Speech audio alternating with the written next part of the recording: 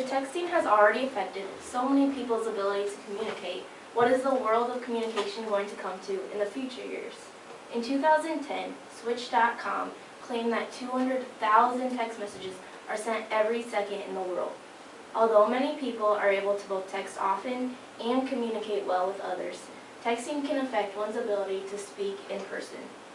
Although interpersonal communication can be altered by the increase of texting in recent years, the short impersonal conversations people have through text, and the rudeness and aggression people feel they can exhibit through text messages.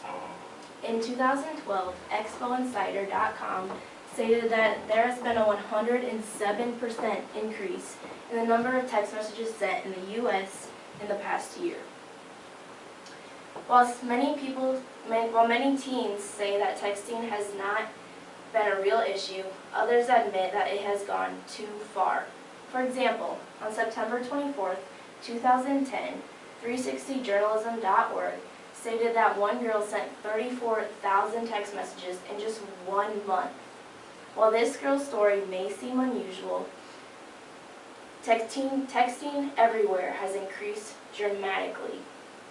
Finally, PEWinternet.org also announced that texting has become a global phenomenon. It is widespread not only in wealthy nations, but also in the developing world. In fact, texting has been the most common among cell phone users in the poorest countries surveyed, Indonesia and Kenya. The increase in texting has led to a decline in people's abilities to speak and to express oneself. According to Borderzine.com, on October 21, 2009, psychology major Dania Diaz said not only does texting ruin human interaction, writing skills, and expression, but it also makes everything so impersonal. First of all, because of sacrificing time for convenience, we miss the flow of conversation, the emotion, the facial expressions, the change in tone, and the banter.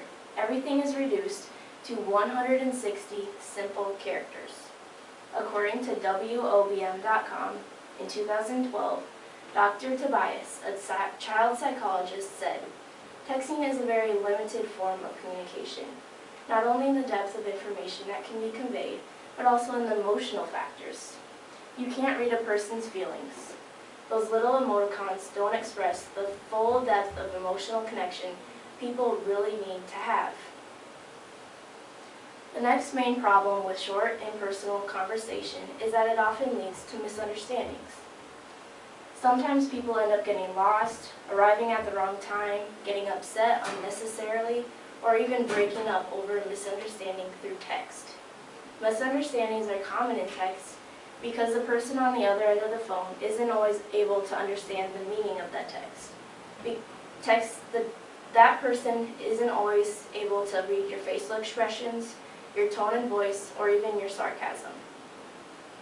Lack of emotion in face-to-face conversation has led people to believe that they can get away with mean and nasty comments. Studies in February of 2012 by articles.businessinsider.com show that text messaging has influenced people to be more materialistic, rude by ignoring their surroundings, and hurtful through the text they send. For example, Business Insider claimed that addiction to texting and tweeting has made people more materialistic, shallow, and immoral.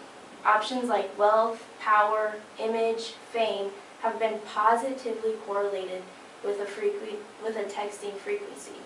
In general, feelings of reflectiveness among those who text have been on decline since 2007. The next main important point of texting is that it requires a lack of attention to what is going on around you.